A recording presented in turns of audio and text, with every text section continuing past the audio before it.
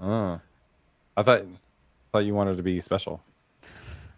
Be Well, yourself. this is the problem with my handle is that nobody can find me. I realized that Hmm. at Magnolia. Are you gonna change it? Dumb. I don't feel like I can. Maybe I can. I changed Jess's handle to Did be like you? Jess Quick 16 or whatever, and Mm. I'm trying to convince her to be active on Twitter. Also, can I tell you two from my travels in Europe, two dream things or two Dream? amazing things? Yeah. So Like you one, had a dream or a no, dream these come are true? dream come true. Yeah. Okay.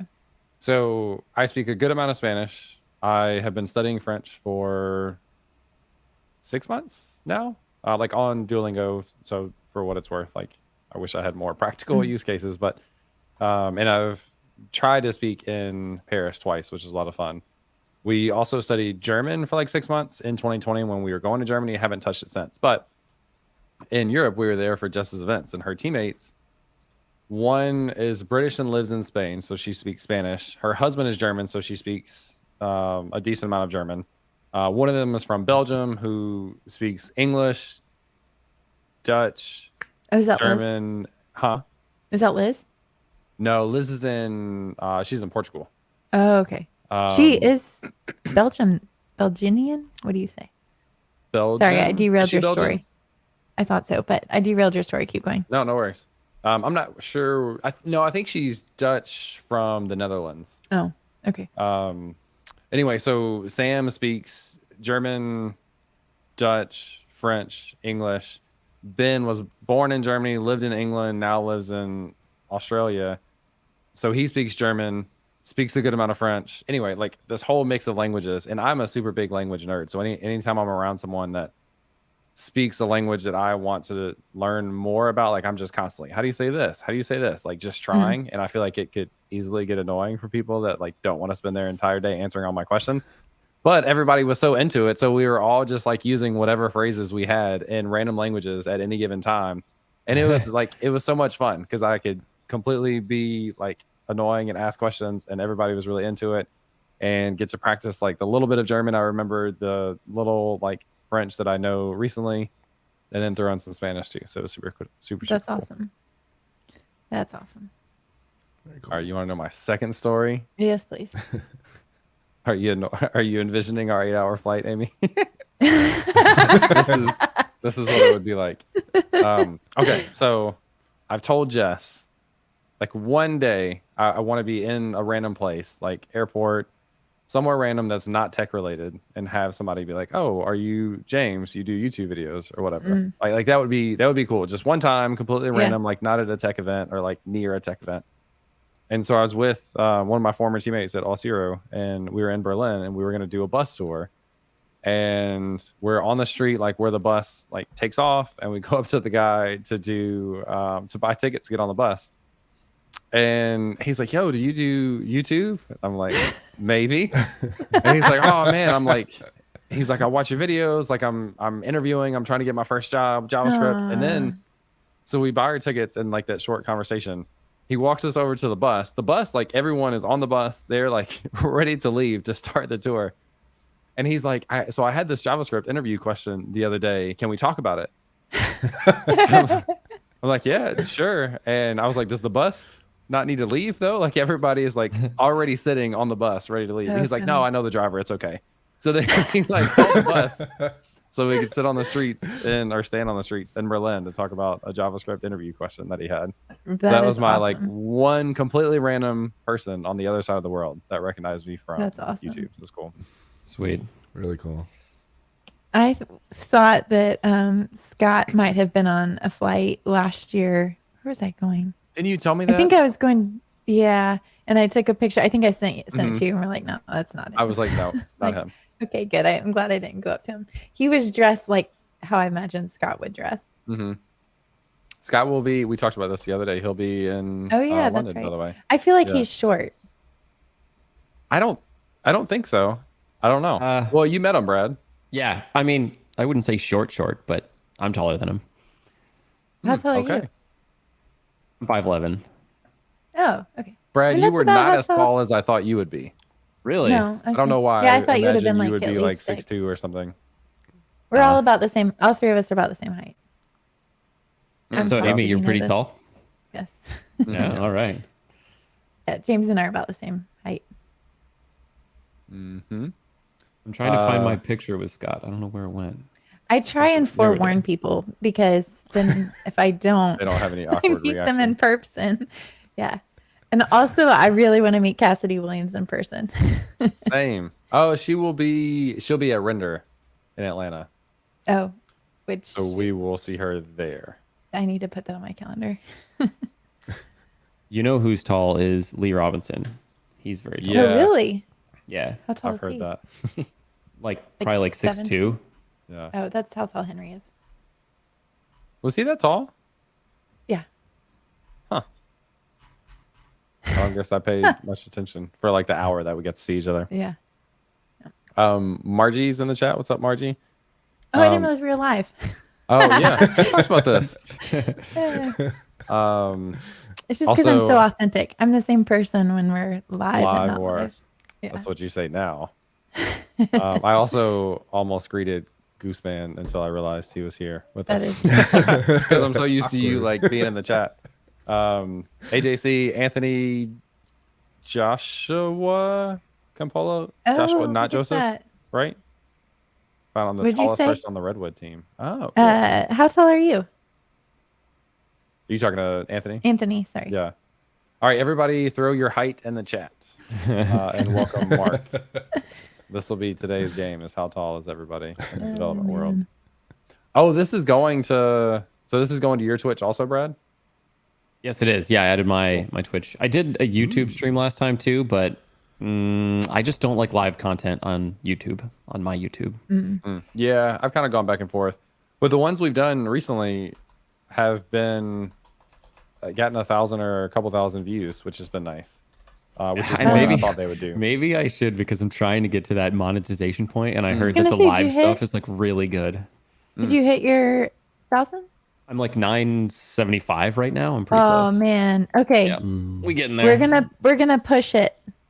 Yeah, So, my goal was the end of this year, and so like maybe I should Okay. release Oh, some you'll hit it. videos to get there.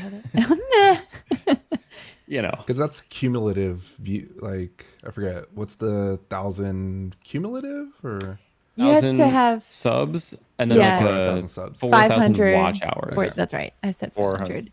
That took me 4,000. longer to get the watch time hours. Yeah, Yeah. I think don't know where everybody. you are on that. That's how it was for me too.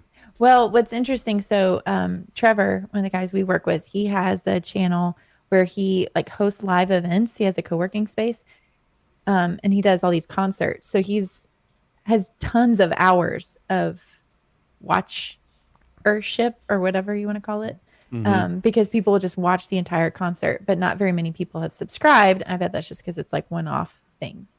Yeah, But but if he it is had a cumulative, then ridiculous like amount.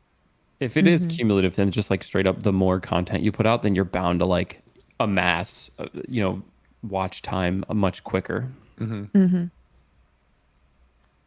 By the way, welcome. Shazam says that they are new, joining in from YouTube. Welcome. This is our Nice. weekly live episode of the Compressed FM podcast. Swag. I can't get it Oh. around the mic. There it is. Oh, you're wearing it too. Nice. We still gotta produce more. Sorry, we don't have. Oh, the stuff. Stuff for Well, other here's people. my Yeah. goal. And actually, let me just make this a public statement. That way it actually Oh, gets no. done. Oh, no, I won't say it. Oh, you can say it. You can say it. I'm just gonna give you shit about it. Okay, perfect.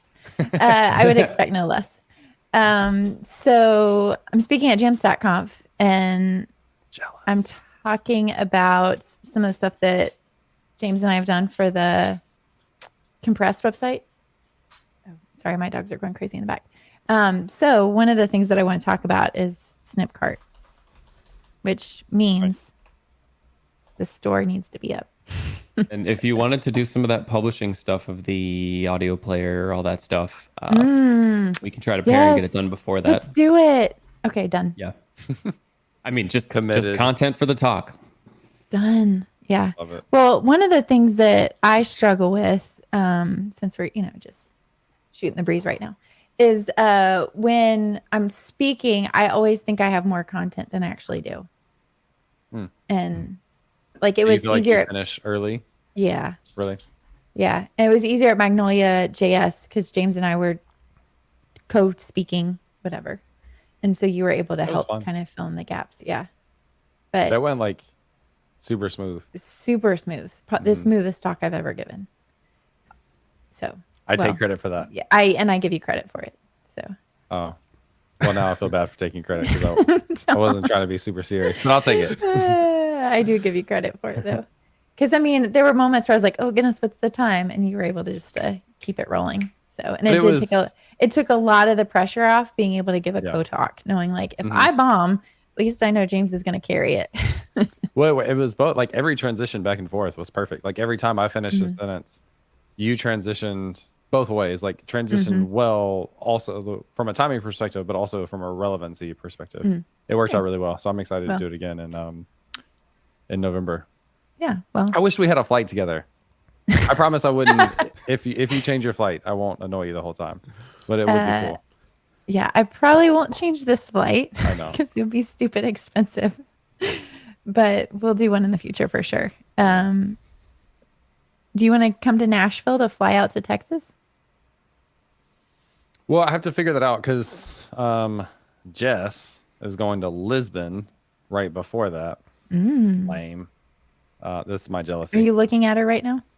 Like, is she No, on I'm the other not. side? She's not in the room. She's in the kitchen. But she's watching on the stream. Maybe she is. She's used to me giving her shit too. But she's going to Lisbon, and I don't think I'm going to do that one because it's going to be her team offsite. So it would literally just be like me running around during the day, which like could be cool, but I don't know. So I don't think I'm going to do that one. And then it's literally the days before that conference, Austin. So anyway, I don't know if she's going to fly directly there. Nashville. Yes. Could be like she potentially could go through Nashville or something to go. I don't know if she's going to come home first or just fly directly there. If she comes home first, I doubt she wants to come home, then drive to Nashville, then fly, but we'll see. Brad, are you going to that conference? I should try to get my company to sponsor it.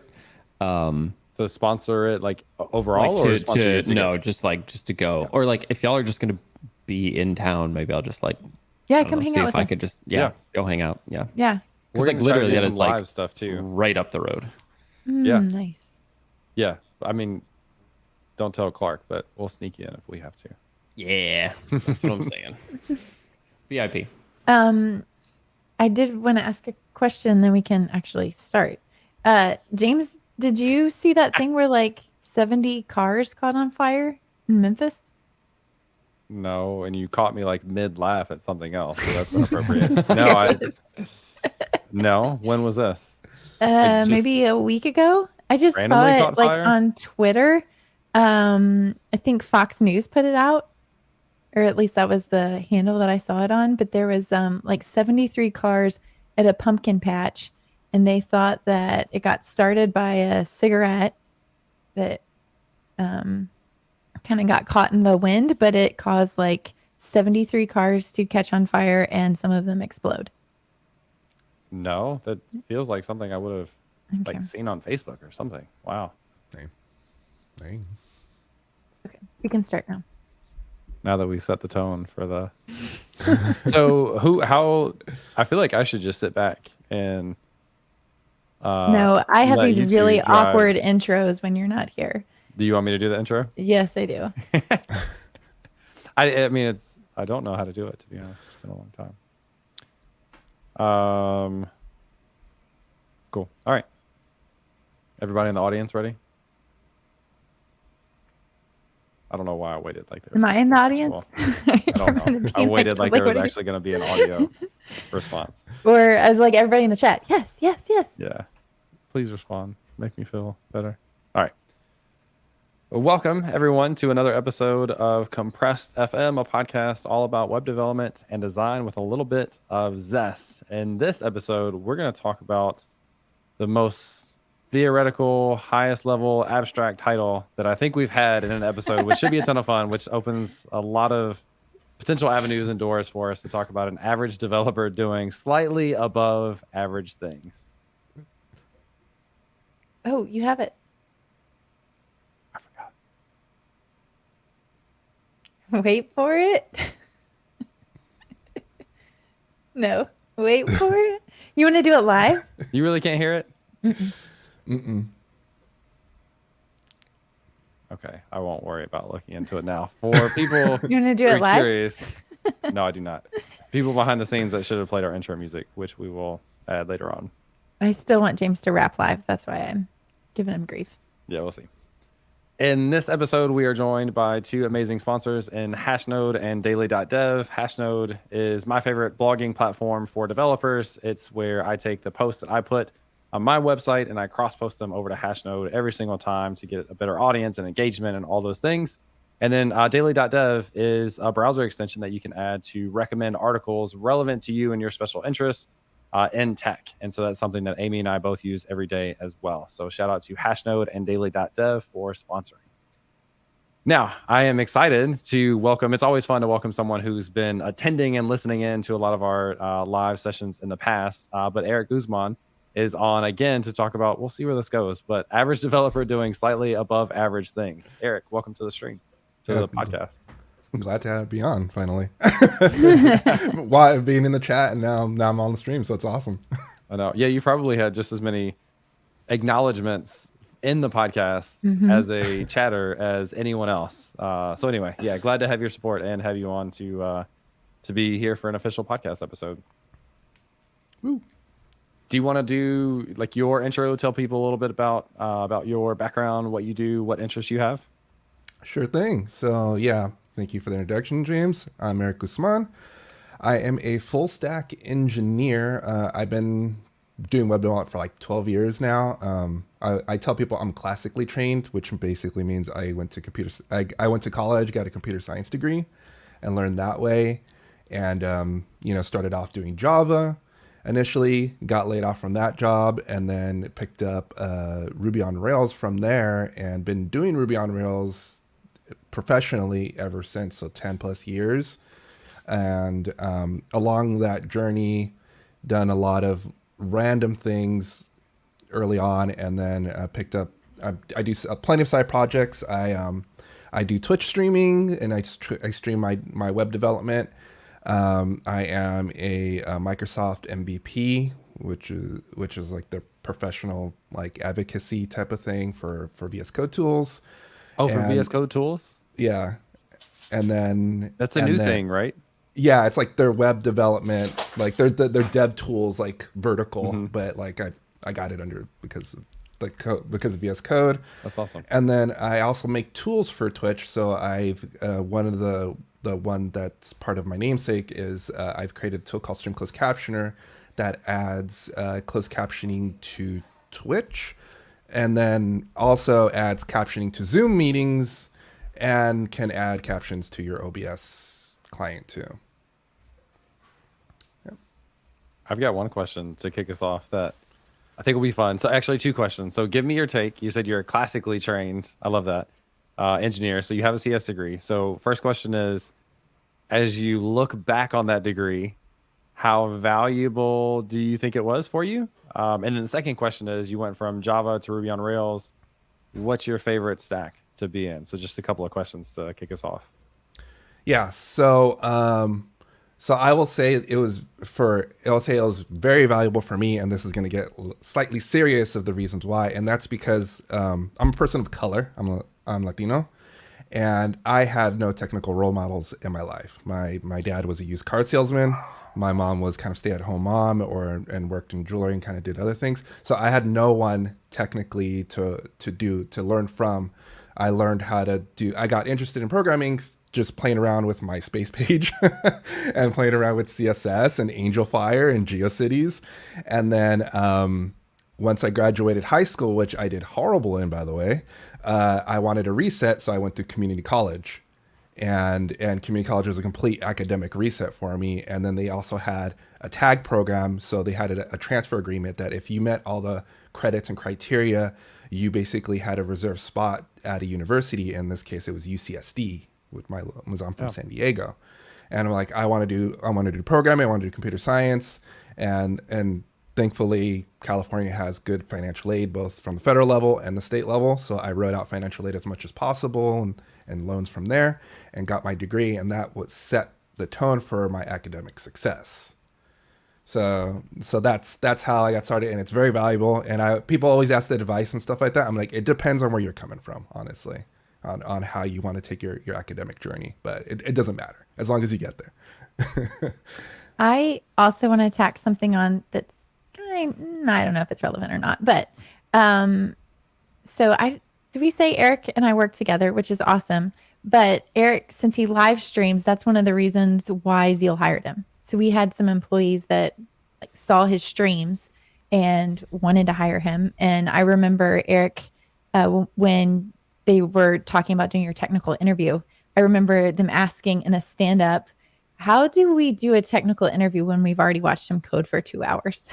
It was like, what do we need to do? We already know how this is going to go. So James and I are just a huge proponent of building things in public, of using the content that you create as your resume. And Erik is a prime example. And this is how I'm going to tie it back in from going on forward in his career, sharing the knowledge and the things that he's learned. Yeah.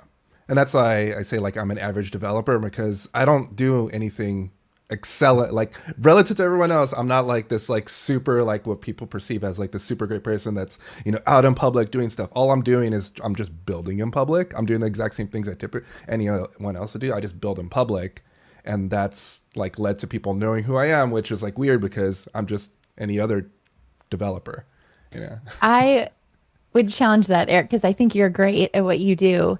And also James and I have talked about before just having superpowers that at the end of the day, how I write a map array and how everybody else in this room will like map over array is the exact same.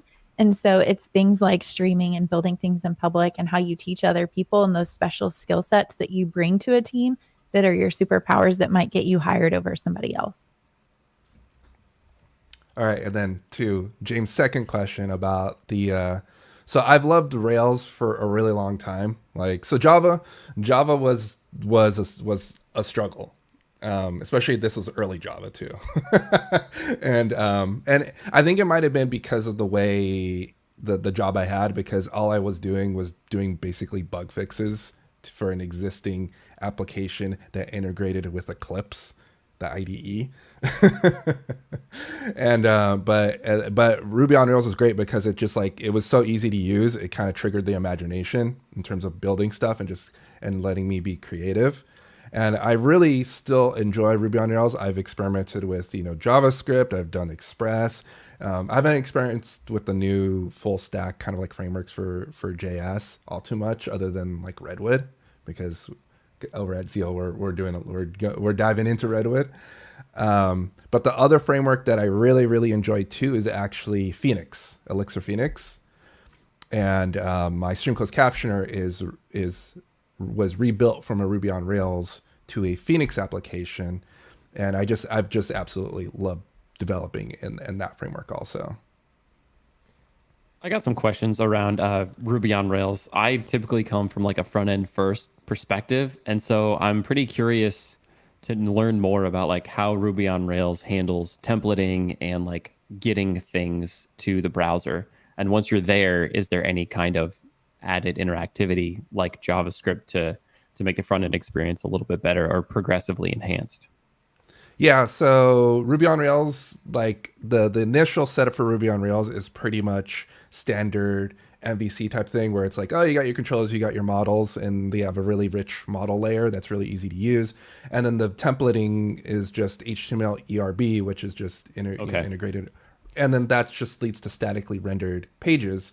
The new hot stuff though, then a lot of up till maybe about a year ago, 2 years ago, it was just like people just integrate React into the front end or whatever other JavaScript thing.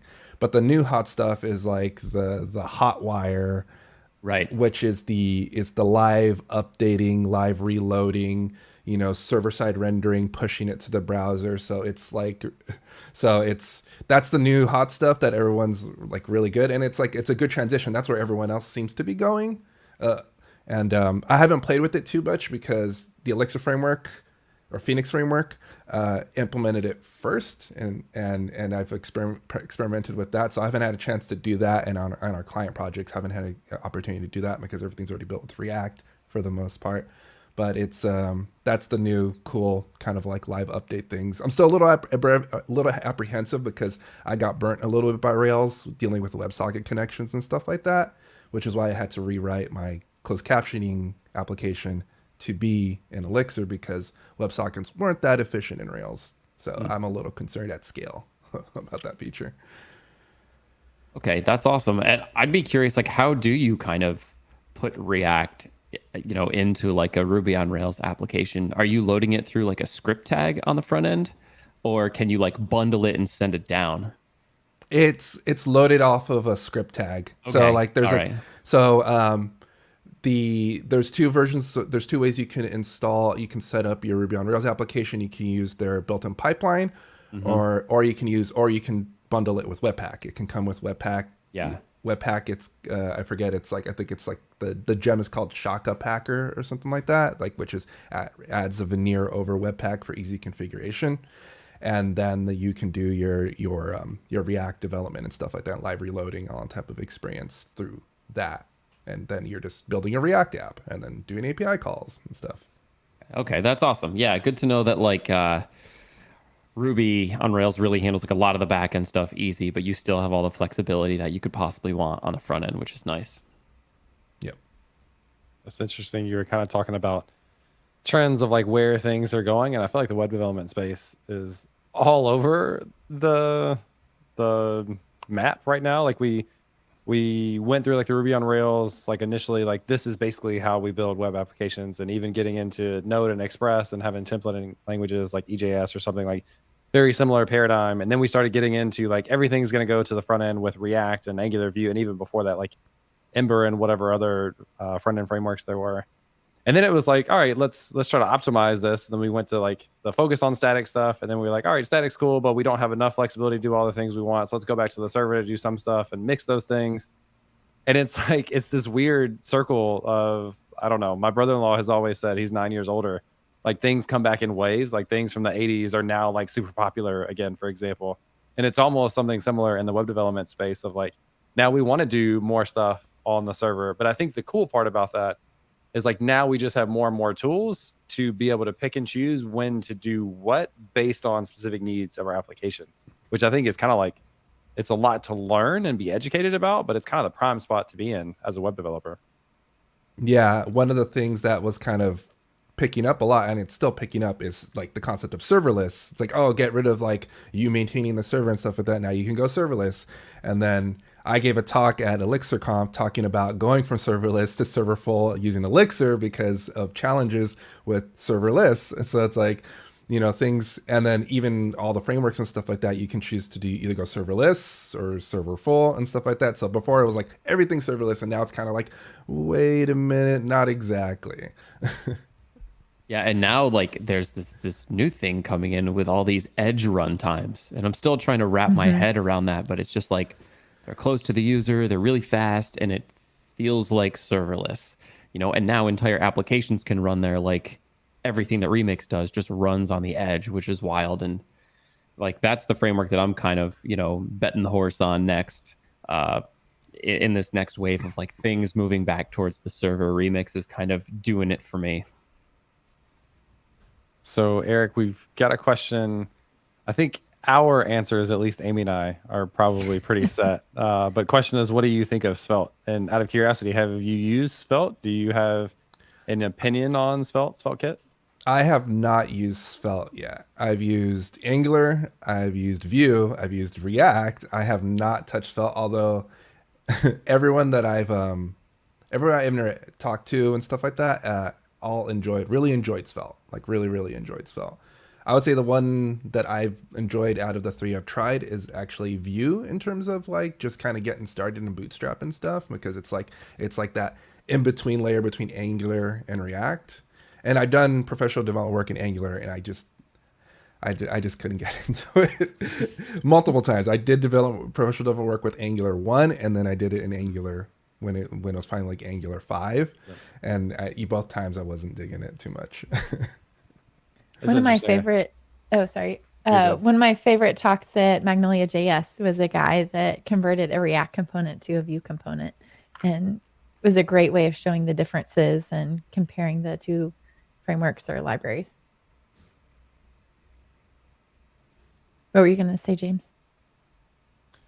I was gonna kind of call out the Angular piece. Like Angular, I feel like gets a lot of mixed feedback. And actually, Brad, I don't know if you remember, but we did a crossover episode with you early on, and we had an open question to the group of what's your favorite framework, and I was like, I'm gonna be super contradictory here or controversial and choose Angular. And it wasn't that it was really my actual favorite framework, but to me there is a ton to like about Angular, like just giving you more structure, having TypeScript by default, which was more special than now. Like everything has a flag to add TypeScript, but just having those things built in and having those like bumpers, I guess, to like kind of keep you in your box of how you organize code and things like that. And there's also, I don't know if y'all know much about Nest.js. It's kind of the Angular equivalent in terms of structure and everything for the backend. So it gives you, I don't know if it uses like Express or something underneath the hood, but it's for building your backend API endpoints, for example, or your backend projects in Node. But it gives you those like strong typing and controllers and annotations and stuff like that. So I think like right time and place for the right audience and right group, there's lots of benefits. That's actually got me thinking, because of now like the prevalence of TypeScript up and down the stack and across the network chasm in JavaScript land, does Ruby on Rails have types, and how do they do with like, making sure your data is good everywhere? I suppose it's all running on the server, so like if they have types, everything's going to stay consistent. So Ruby is one of the dynamically typed languages. So Okay. same experience with JavaScript, right? So it's like it's duck typing. That is the thing for Ruby on Rails. It's all about duck typing. If it acts like it, then it is it. And that's like the beautiful flexibility of things. But then it's also the thing that shoots you in the foot. They are adding typing to Ruby. There is a spec for it in Ruby 3 that it can be done, but it's not easy to adopt. And I haven't looked at a project has successfully used it in production right now. I think JavaScript / TypeScript may be a leader in that sense of moving back to at least having the option for strong typing. Because JavaScript was the epitome of like, and it scared me because of this. Like, do whatever you want; it'll be fine, maybe, or it'll break, and it'll be your fault, and you just won't know beforehand. But TypeScript has come in and gotten so much backing and support, and people rave more and more and more about TypeScript. I could see that concept now applying to other languages like Ruby, and I don't know what other examples, but saying like, hey, this is great that we can do anything and have the ultimate flexibility, but also people really enjoy these types, and they enjoy better IntelliSense, and they enjoy better experience to know what parameters they're passing to a function, etc.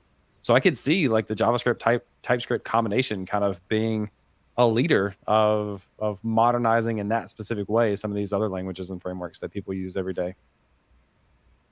Yeah, and I feel like it's well executed and stuff like that, and just the fact that you can bring in typings into your non-TypeScript implemented libraries or whatever, and still leverage that because of the IntelliSense and all that type of stuff is absolutely great. So I love what they're doing with JavaScript, and I do enjoy doing TypeScript.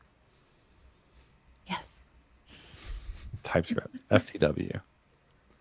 Erik, do you want to talk a little bit about your interest in streaming? Like, what kind of things do you stream about? And then specifically, I want to learn more about the tools and things that you've created from a technical perspective. I think that's always one of the coolest stories or benefits of being a developer, is just like we have the ability to create almost anything that we want to. So if we see a need, if we see a gap in something, we can go and create software to help fill in that gap. So yeah, just kind of give us a little bit of background on how you got started, why you got started, and then some of the technical things that you've done to support streaming efforts. So the reason I got started, it was, so I ended up getting a new job, and I was feeling comfortable and I was feeling inspired. Like it was a good work culture environment, and I wasn't feeling burnt out doing day-to-day development. So going home, and I wanted to enrich myself. And I'm like, well, trying to do my own side projects, whatever, the game, the console's right there, my gaming PC's right there. It's kind of tough. So I'm like, you know what? I'll hold myself accountable, and I'm going to stream my development work. So like, I just got the random idea to do it. And it's like, I'm going to set a set schedule and I'm just going to do this. So I hold myself accountable, and then people can just watch, it's just like, so it is a thing. So that's how I got started. And I just kept on going with it. And through that was the natural progression of building stuff. So it's like, well, the easiest thing to do for building stuff is just, let's build for Twitch. Twitch has like IRC chat. Twitch has APIs onto stuff. So I will just build random integrations for stuff. So like a chatbot. And then like I built like some overlay animation stuff using a library called Phaser.js, which is a JavaScript game engine. So if you're looking to do stuff with JavaScript, more ideas and want to make games, Phaser.js is an open source one that's awesome to do. So I did integrations with that, with the avatars, because since it's a web view, I can put that over my overlay and people control it. And I think someone in our chat, Surly Dev, was made a reference to that earlier. And then from there, it was Twitch announced extensions, which is their an integration to integrate with Twitch platform itself and build web apps, little tiny web apps that live on your channel page and stuff like that. And I was like, oh great, like this is my wheelhouse, web dev, and I am going to build extensions for that. And then I started building stuff for that now. And I'm not sure if the rest of you are. I'm not actually really familiar with what extensions means in the Twitch ecosystem. So I've done bots, and I have my bot running now if anyone wants to turn on the lights, although someone tried to run the guest command and I don't have that running, so I apologize. But can you elaborate a little bit more on what extensions are in the Twitch ecosystem? Yeah, so extensions are basically, think of it as like a little app that you can install on your channel page. So the page that everyone, at least on the Twitch side of things, or even on the YouTube side, if you can imagine it, like you go and load the page, and then over the video, there could be an overlay that interacts with stuff. So like if there could be a game overlay that shows information. So if you're playing Destiny 2, it can show your loadout. It can do things like there's an extension called crowd control, so that if they're playing like Mario or some other game, like people can do interactions and there's an integration with the game to send data, send like extra like bombs or whatever, or even other extensions that can take over your keyboard. So like it could force them to, like if they're playing like a tactical game, like force them to throw a grenade or something like that randomly, or start yelling, so that is the product itself, is to add. And they're just, all they are is just little applets. They're HTML, CSS, JavaScript that's hosted on the Twitch CDN that you install, and then they have APIs to either integrate with locally, or if you're more advanced, you need more advanced features and stuff like that, then you have to go and do requests to what they call the EBS, which is just the extension backend service, so a server to do requests to. Okay, so like the type of things that I've created were like OBS overlays, where it would just be like HTML that would sit over your OBS frame to add in, let's say things like sponsored by Hashnode and daily.dev up here. But you're saying that it's kind of the same thing on Twitch, where it's shown visually over your stream, but then it also just offers integration into Twitch's backend? Yeah, and it shows over your stream, and it allows the viewer to interact with it. So cool. It's basically, it's a veneer over the video so it's a little web page over the video, and then they can click on it and look at stuff. So that's what I say, like if you're playing Destiny 2, they can click on it, it slides out a thing, shows your loadout and stuff like that. Maybe the part of the map you're on, or if you're running a raid, all that type of stuff. Or they could do little mini games and stuff like that. Since it's over the video, or you can install it under the video in those information panels, you can install. So one extension that I have that it lives in the panels, not over the video, is you can create a Twitch team. So there's Twitch native teams. If you're a partnered streamer, you can create teams and add people to that. But there's plenty of affiliates and other people that can't be a part of a team or create a team. You basically can create your own team, create a title, add a bunch of people in, and then it shows it in the panels down below, and you can scroll down, and then it shows who's live, and you can click on it, and it'll take you to their page, so you can follow them and stuff like that. That's slick. Okay, so it's all web technology powering this. Can you like talk in a little bit more detail about Twitch's like backend service? Is it a like a REST API? You know, what is it and how do you interact with it? So Twitch's API is the public API, mind you, is a RESTful API Okay. that you can use. They have you know, it's all standard CRUD of fetching information about the channel, the user. They use OAuth tokens also. So depending, it's all scope based off like permissions and stuff like that, whether you're doing, you know, requests as a server or requests as on behalf of the users, because OAuth and yeah, for OAuth is always the main question people always ask and I want help on. So I know I'm talking about OAuth and some people are like, what's that? But it just allows you, it's that like Facebook Connect feature where like you click on a link to log in with Facebook, log in with Google, it takes you to Google, you click yes, you come back, you got a token. The server got a token and they can do requests on your behalf to fetch information. And they also have another service called Event Sub that can do WebSockets and webhooks so your server can receive information. So they're building out a lot of good stuff on their API. Okay, cool. So this means not only do you have to deliver like a front end piece over to Twitch's CDN to host statically, you probably have your own server running in the background listening to these like WebSocket events or from Twitch's like subscription type application. Yeah, so like with the Twitch Teams extension, when they set up their stuff, that's storing it on my backend that's been rewritten to use Elixir, hosting and storing it in Postgres database and all that type of stuff, and then they do a request to fetch my information, and then after I fetch that information, I use Twitch on the client side when they're viewing it.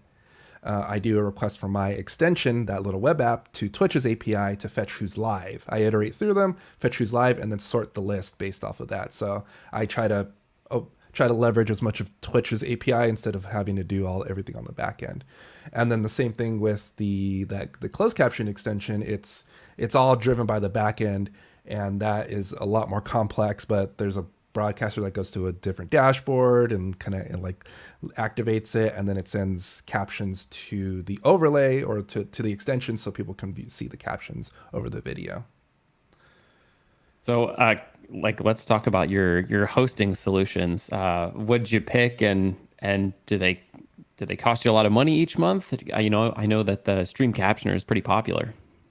Yeah, so for all the other extensions, I had built that using serverless because I was like, why not? I want to learn serverless. So I built it using serverless. I used either Google Cloud Function, the Firebase functions, there's that service, and then I transitioned over to Azure's function service. So it's all Node.js, doing simple requests and then using NoSQL database Firestore. And that was great and all, and it was free. It was free because traffic was low. And then as traffic increased and popularity increased and storage increases, things start to cost money. And then now you're dealing with variable costs because who knows how many requests are coming in, how many fetches of data are happening. So so that is on an initiative to move to Elixir. I'm rewriting all that stuff and moving it to one singular Elixir application. And then that rolls into the next thing I'm going to talk about, which is the string closed captioner one.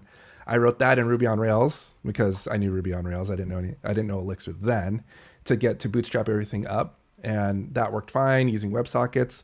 But then because of performance issues, request issues, latency, and stuff like that, I had ended up rewriting that in Elixir Phoenix, and so all of that whole backend is in Elixir Phoenix, and then because of that success, I created a separate Elixir Phoenix application that's going to be basically the one server to rule them all for the other extensions, and that's that. The other app is where all my other extensions are being rewritten and are going to be hosted in one single application instead of distributed in a bunch of different serverless functions across different NoSQL databases. Now it's going to be a central database with a central API, which is a GraphQL API, and then since it's a central database. In the future roadmap is like a broadcaster or user can log in on the website and then see all their data and see how everything commingles across all the different extensions. Okay, so did you do anything to Like when you had bills starting to come in, did you just eat the cost, or have you attempted to monetize any of this stuff? So I have no plans to directly monetize stuff. So for the smaller things, I just eat the cost, and then moving it over to Elixir for the smaller things. The Elixir Phoenix server is so efficient that I don't have to pay anything on. I'm using fly.io to host it, and their free tier is enough to support all the traffic that the serverless functions were costing me for invocations and for the database stuff. So that's really awesome. The string closed caption is a more complex thing, and I've been eating the cost since the beginning for that. The inception of string closed caption was under a hackathon project. And if you did the hackathon project, you were awarded credits. So I had like AWS credits for like a year to cover most of the costs initially, which was great. And then after that, it started costing me around $150 with the Ruby on Rails implementation. And that was like with like 100 broadcasters using it. And then I at the time, I didn't know how many viewers were actually seeing the captions. But around that time, I started experiencing scaling issues with Ruby on Rails because the way the string closed captioner works is there's this really awesome speech recognition API based in the browser that allows you to do speech to text for free. And it was originally supported in Chrome, and it just basically just talking to the mic, spits out text. And then so the broadcaster would go to my dashboard, separate off third-party site. They would install the extension on their channel page, and then when they want to use the captions, they go to my site, stream-cc.guzman.codes, and they click start. It would listen to their mic, and then it would take that, and then the text would come out, and then I would send that text over WebSocket connection because it's better than sending requests to the backend. And then the backend would process that, do some profanity filtering, and a couple other things like translations. It would do translations if they activated that. That was a pay for feature at cost because translations aren't cheap. And then that would broadcast out to all their viewers using Twitch's native pub sub API that was restricted to one request a second. And so that was working up to fine until I reached around 150 broadcasters actively using it. And then like memory became an issue. I had to keep on restarting my Rails server every once in a while. And it was just and I also had to like scale it up just to deploy for it to build the Rails app. And so it was starting to cost money, and it wasn't scaling well. So then I had rewritten that in Elixir, and for the same cost, like $150, I was able to support everyone. And then also on top of that, support, instead of using Twitch's native pub sub API to broadcast out the messages to all the viewers, I was actually able to implement Graphql subscriptions and have every single client, every single user that are viewing the streams do a direct WebSocket subscription connection to my server and just send out captions that way. So I no longer need the PubSub API with the 1 second restriction, and sometimes there are outages when they're doing rolling deployments and stuff like that. I can just broadcast whatever I want, however I want, and easily deploy that. And now that is getting up to I'm getting around 1,000 daily active broadcasters using the platform, and I get around an average of 30 to 40 1,000 GraphQL subscription events. So that's usually viewers in a day, or at any single time, not in a day, every single time. I've been averaging it across the day, and that's costing around $300. But shout out to my work Zeal, because they're paying for a portion of they're sponsoring a portion of that, and then I do have Patreon support that covers a portion of that, and the rest is out of pocket. So I don't charge for it, but I do ask for help because accessibility is an important thing, and it sucks to have to charge for it. It's better just to make it free and make it really easy for everyone to use. So I want to keep it free as long as possible. And if I'm having difficulty, then I'll just keep on yelling out hey, I'll make it more obvious that I need support, monetary support. And the number of users is just wild. Like that's a very successful project. How long has it been in operation, the captioner? It's been in operation for almost 4 years now. Wow. Almost 4 years. And then through the pandemic, it just shot up more because, more people were more inclusively minded. And it just keeps on growing and growing, which is awesome and also scary because every single time it grows, I have to like increase the memory just a little bit. Luckily, like the only limitation right now I have for the application is just the memory footprint because the WebSocket connections are persistent, so they take up a couple kilobytes each, but across 50,000, 100,000, then it starts to run out of memory. And I've experienced that a couple times where things have crashed because like like the biggest one I had was a League of Legends competition went live in Brazil for the championships and they installed the extension. So immediately like 100,000 new connections came in and just like crashed the whole thing out of memory errors like crazy. I feel like that's such a good progression of a story because like a lot of people, there's always a debate about how much you try to optimize up front, like optimizing for like a scale level that you probably would never reach. And so general advice is like build the thing, make it work, and then like make the changes along the way. And it feels like you've been through that path and that journey of having to move frameworks or implement sockets, WebSockets, and a bunch of other things. And that's really cool to hear, like not only the adoption, but also from a tech side. Because I imagine there's a lot of learnings that come with that too. Like you're just having to respond to things slowing down or maybe things stopping, and then you have to go and figure out why and how to fix it. And that sounds like a cool, just a fun journey, I think, in addition to being rewarding by seeing so many people use it. Yeah. And it just started with I just wanted to build in public. It's like, I just want to learn stuff. And I just kept on building and building and people like are starting to use the stuff. I'm like, holy moly, like, oh my God, It was also neat to watch Erik go through that progression and the data that he had. So he would share in stand-ups, like, look at these spikes and how much flipping over to Elixirs made a difference. It's a really interesting case study. And those are the things, I mean, this is for people that are learning or just want to get better as developers. And we always give the generic, like, how do I get better? Well, build stuff. But this is the exact reason why. Because when you're in a tutorial, like you're only going to experience the problems that are already being solved for you. But once you have stuff out there for real people to use, you start to realize there's a whole other world of things that could potentially go wrong. I remember following a tutorial in Node and not realizing there was some sort of, I don't even remember what it was specifically, but something that would only work on localhost. Because I think I was keeping like session cache in memory instead of storing sessions in a database or something, because that's how the tutorial did it.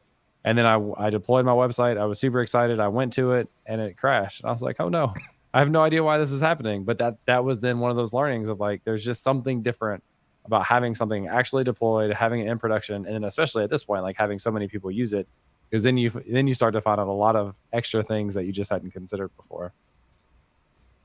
Yeah, that's the important thing. Just start building because it's a forcing function. Because once you come across a roadblock, you got to solve that thing, and then you got to solve the next thing, and then you'll be like, wait, I want to do this thing. How do I do this thing? Okay, and then and because of that, like my knowledge is sprinkled across a bunch of things. Like the way I think of myself is like I'm a jack of all trades, master of none. But having an overall worldview of things is an asset, and it's still surprising to this day of when we're at work during a meeting and talking about stuff, and like someone brings up something random, like or a weird technology, and it's like, oh, I actually have a little bit of knowledge in that. It's like like people that they brought up NLP, like natural language processing. It's like I played with Azure and natural language processing. I know a little bit about that, or computer vision, parsing invoices and stuff like that. It's like, oh, I played it with computer vision because I was just fooling around with parsing documents, just for fun, because I was thinking about like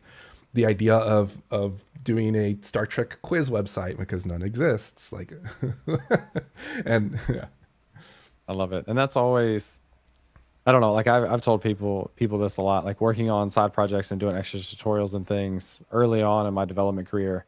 I came into work so many times and found a problem that I'd already solved at home, to your point. And so at that point, like I'm able to walk in with like seeming like I just really know what I'm doing, but the reality is I just experienced and solved that problem like a week ago at home, which makes you then better prepared. And you always have to kind of like balance not bragging, but like celebrating that benefit, because you also want to be respectful of like work-life balance, and you shouldn't necessarily be spending all of your time outside of work also continuing to try to learn so you're better at work. But if it's something that you're excited about, you have something that you enjoy building, it is going to then lead to extra learnings that you can take back to work. And I think it just goes to show that to be a successful developer, you don't have to be like really smart or like, just extra special at coding. It just comes down to like all the experiences you've had, and you can draw on that when you're trying to solve the next problem. Yeah, it's not about time. It's not about the amount of years you've had of experience. It's the amount of war stories you have. Like, and like you the breadth. Yeah, and like that's why like startup culture is a pressure cooker and can be extremely stressful. But you do so much there that you can gain tons and tons of experience. And I was in that space. That's how I got involved in Ruby on Rails. And you can definitely BS like how many experience you have because you learned so much. So it could be like you've only spent 2 years doing Ruby on Rails or other things, and like but you can just BS and say like I got 5 because of everything you did. Mm-hmm. I was on a panel the other day about breaking into tech, and one of the questions was like, what do we do when all the jobs say require 2 years of experience? And that's pretty common struggle for like getting your first job, is finding one that actually expects a reasonable amount of experience. But so much of our advice was like, you have to be able to craft like your experience into a story that fits that, right? And like number of years doing something doesn't necessarily imply an equivalent amount of experience. Some people, and I've been around this a lot at FedEx, some people go to work every day and they do the same stuff, and they're not looking to learn. They're not looking to get better. They're not paying attention to what's going on around them. They're not working with other people to see other takes or other options on how to solve problems. They're just there and they're doing their thing, and they get nothing wrong with being excited to get paid, but they get their paycheck and go home, versus the people who like are investing their energy not only into like doing what is required, but also paying attention around them to what's going on and kind of thinking towards continuing to build their skill set for their career going forward. And this is such a weird career path. Like no other career path says leave a job and keep practicing, right? But it's totally invaluable to like learn on the side or look at new technologies or just gain more of those experiences on the side. But I think there is something about developers in general. We're curious. We're problem solver. We're curious. We're problem solvers. We look for challenges and things to build because that's our natural inclination as people who create things. How about slight shift in subject? Erik, talk to us a little bit about your following, your audience. Do you have like mostly positive stories about the folks who watch you on Twitch? Have you had any like horror stories or funny things that have happened? Trying to think. I think so for my following on Twitch, it's all, it's a bunch of developers, first of all, but it's always good to like the following I try to is kind of mentorship, teaching, helping others. And a lot of because it's Twitch, it's a lot of kind of like meme stuff and a lot of like comments on like interacting because of the tools I built and the commands I've done. Most of the enriching kind of like interactions I've had is through the work that I've done with the captioning extension, though. Like lots of people tweeting out stuff. Like it's like I have a tweet deck with like following my handles, like of the different references for the way you can reference my extension, and seeing people tweet this out like, oh, I'm using this, or someone's asking like oh, like I want to use closed caption. I see people use it. What are y'all using? People like mentioning me or mentioning me and in the extension saying like, oh, this is great. People like occasionally either like coming to chat and saying, oh, I use your extension. Thank you very much. Or or going to other people's Twitch streams, because sometimes I'll just like browse, like I have a showcase page of everyone that's actively using it at any given moment. So sometimes I'll just pop into a random stream and just say hello and stuff like that and see what's going on. And then like, you know, they're like, oh, thank you and stuff like that. And just kind of like realizing that it's reached more people, because you know, tools like closed captioning aren't just for the people that are hard hearing. There's people that are also have sensory problems. Like, you know, during gameplay and stuff like that, things can get really loud, really overwhelming and stuff like that. So people have to mute. And people just are really appreciative of that, or like they're like, oh my, like the really sweet ones are like, oh, I stream and I installed your extension, so my wife that is hard of hearing can actually, you know, watch me and listen. And it's like, that's like oh my god, like that's so amazing. And those are the most enriching and awesome interactions that I always remember. Didn't you And have then- a school that was using it?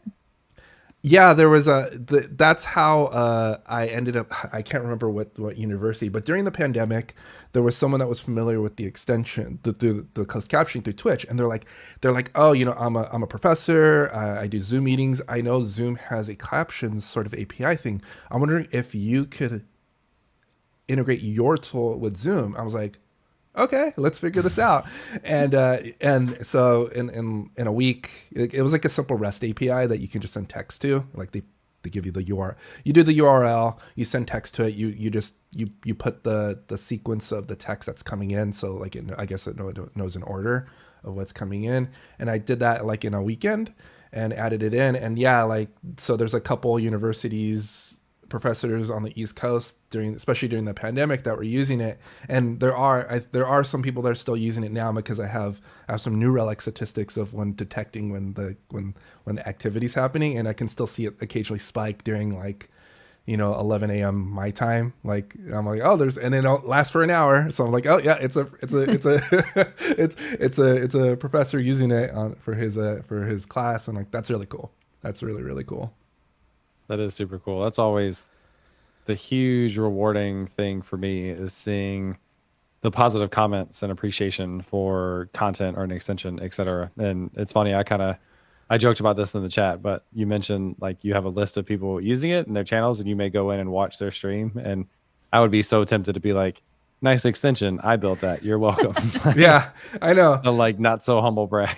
It's always awkward because like I'm a very introverted person, and not, you know, again, like I just perceive myself as an average developer, and I just go in and like sometimes I'll just like kind of like do the emote of like hi, and they're like, oh hey, and they're like, Guzman, like the Guzman, like you, yeah, yeah. I'm like yeah, and they're like, and then they do like a shout out, like I'm like thanks, so like I just, you know, I'm just watching and making sure everything's still working, and you're playing a game I like. So.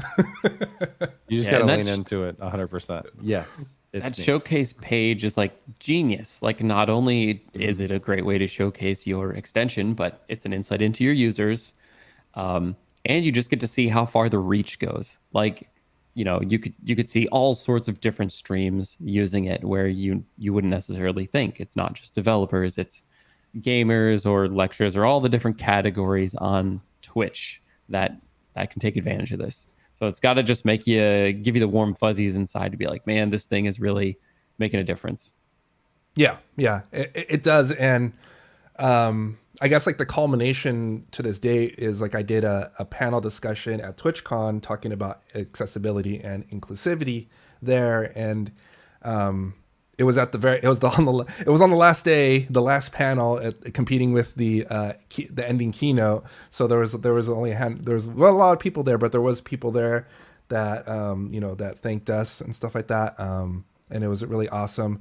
The person, I had a streamer that Snuggy Bun that was an advocate for accessibility, and my other co-panelist, his name's Alejo. He also created a closed captioning extension on Twitch, and also created an extension, a plugin that lets you display your pronouns on Twitch. So you could add it in and see everyone's pronouns if they added it in. And we just talked about building that, and building that, what the difficulties of building that, why you should build it, and like trying to toe the line between like publicly of people using the extension or using tools, building and trying to get them to promote them to build more tools and reach out to the community. And also, think this stuff costs money.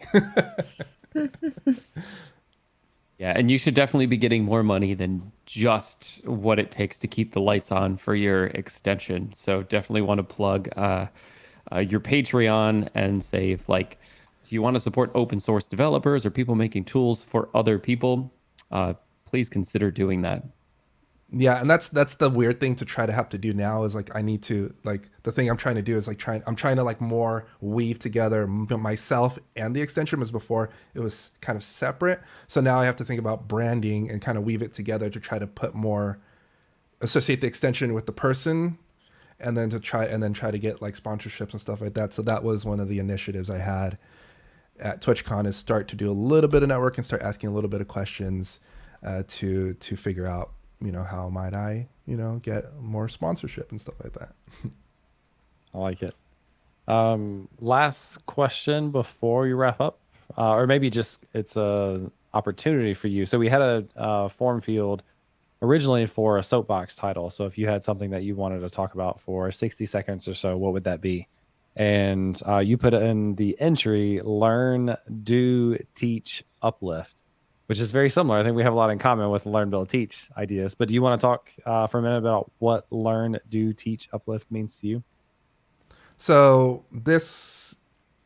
I am really a big proponent for mentoring and helping others. Go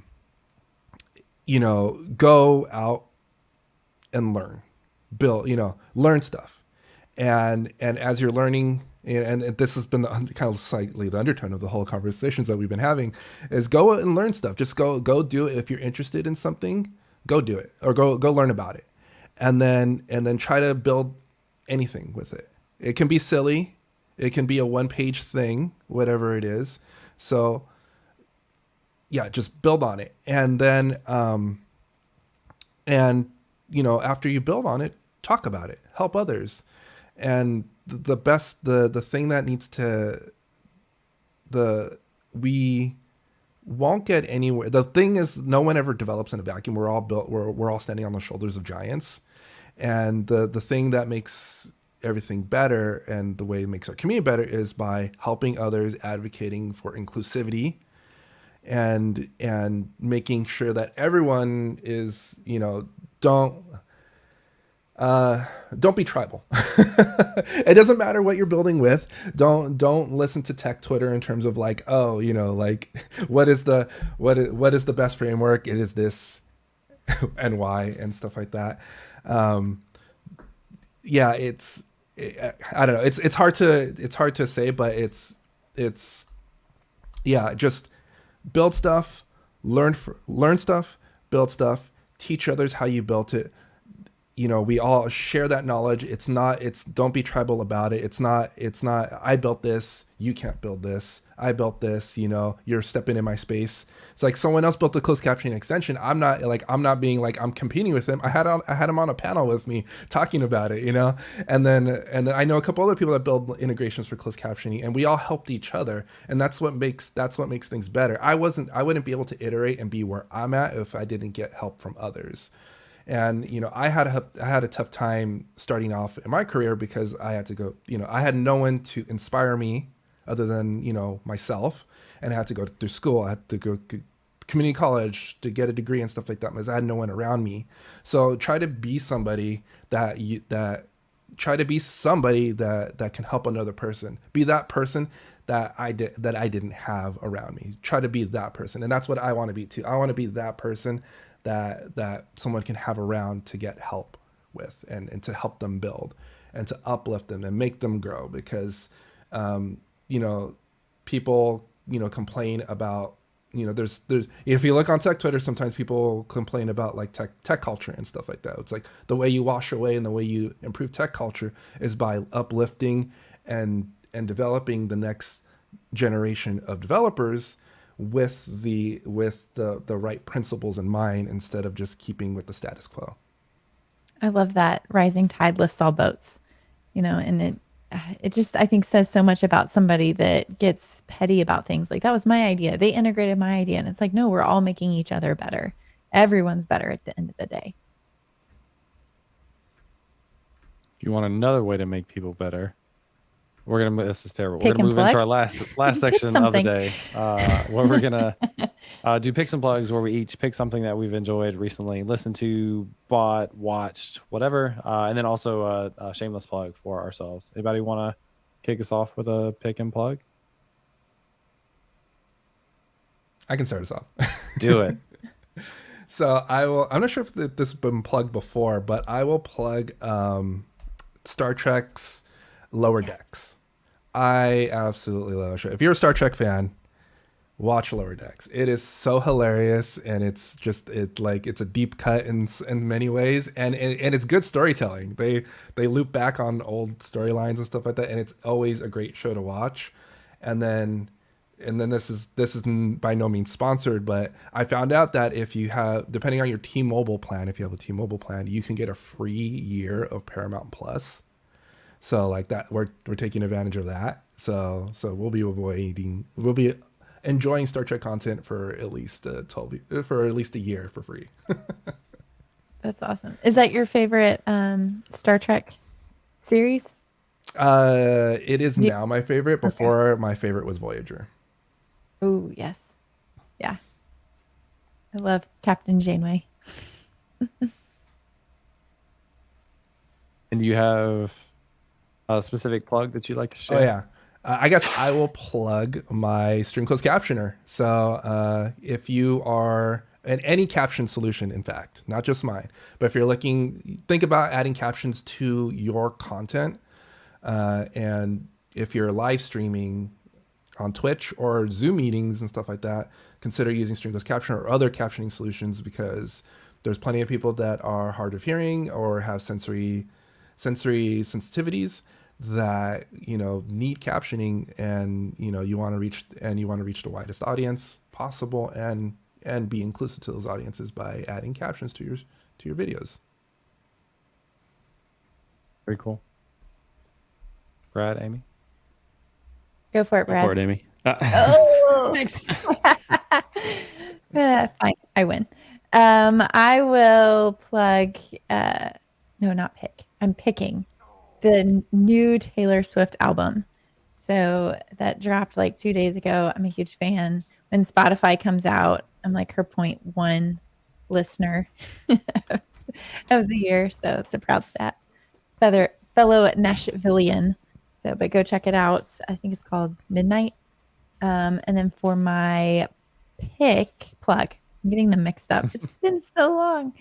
I'm going to plug my YouTube channel. So Self Teach Me on YouTube. And it sounds like Brad and I will have some content about publishing NPM packages. Yep. Maybe I'll start with my plug then. So I'm trying to get to 1,000 subscribers on YouTube, and yes, some of the videos on there are all about publishing with NPM and then automating that publish step with GitHub Actions. So go check out my YouTube channel, youtube.com/Brad Garapi. I'm gonna say if every listener right now goes and subscribe, we'll help you hit your 1,000 right now. I'm only like 25 off. Yeah. I'm already subscribed. Then my pick is I've had these sandals for like 4 years, these Reef sandals, and they finally gave out. But like, this is a sandal that lasts for 4 years, and I live in Texas. I wear sandals like pretty much every day.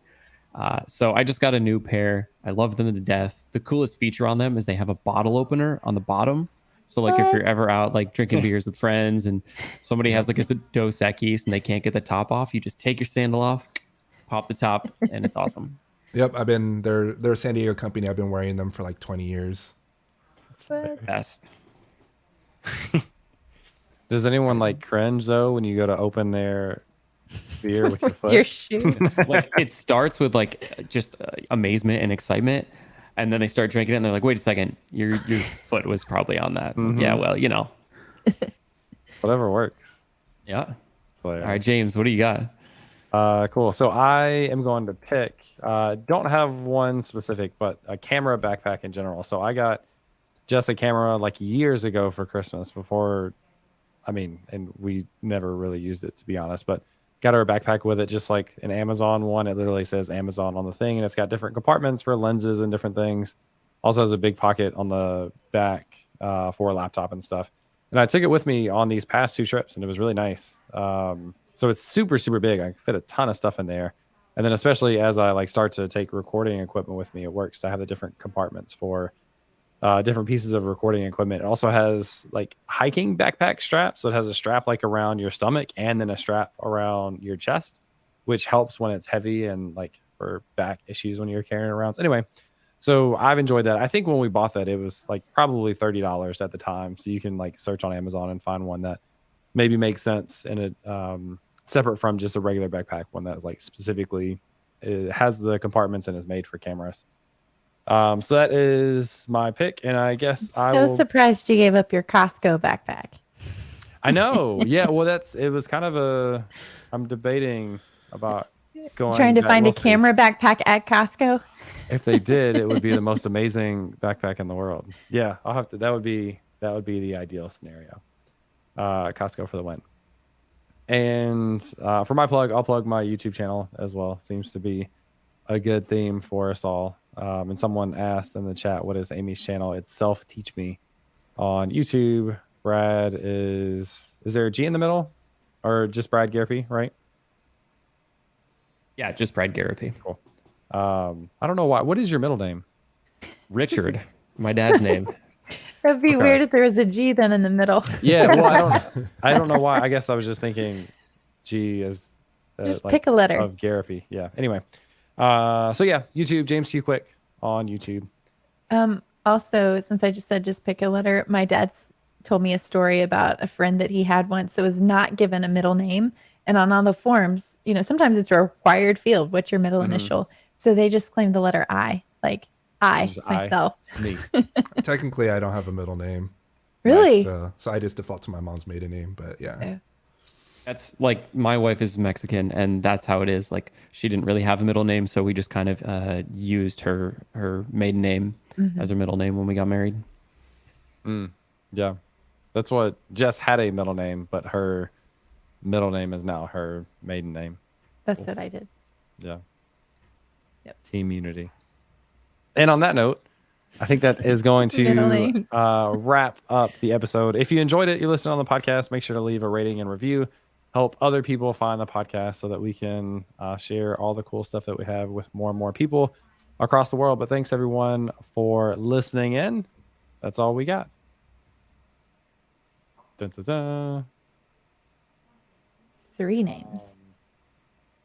3 last names, 3 middle names. What cracks me up is my kids think I just like randomly changed my name. So they'll be like, when I get married, I'm going to change my name to whatever they want. Kelly. Ice cream. Makes sense. I could see Kelly. I could see it. Just picked a name. What did Phoebe choose? Princess Consuela Banana Hammock. From Friends. Yeah. Definitely checks out. Cool. I'm gonna go take a walk, I think. It's lunchtime. I'm hungry. Yep. True. Grab some food. I had Thanks, a everybody. bagel That was sandwich good. right before we went live. Awesome. Bagel sandwich. Yep. All right. See everyone Thanks, in Erik. the All right. stream. Appreciate Thanks for joining. Oh, and Eric's streaming that- this afternoon, right? Oh yeah, Maybe. Yeah, on the Definitely Zeal tune channel. in. On the Zeal channel. on the Zeal On the channel. Zeal- Nice. Yeah. Coding Zeal. Coding Zeal on Twitch. Yep. Yes. Here, give me 2 seconds and I'll stick a link in there. 2 seconds. Thanks again, everybody, for 1. joining, asking questions, and participating. Really glad to have you all here. And you're check on out- at 2 p.m. Central? 1 Pacific. Pacific. So So that's 3 Central 3 cents. math. And James is doing a Twitch space. No, Twitter space Twitter space at 2 at 2:00. Central. Yeah, so you could come In to the 2 Twitter hours. space, Yeah. And then you could go to the Zeal if you stream haven't right heard after. enough of us today. Yes. Fridays That's are for almost networking, cool. apparently. That's right. All right, I'm going to kill the broadcast. Thanks again, everyone. See ya.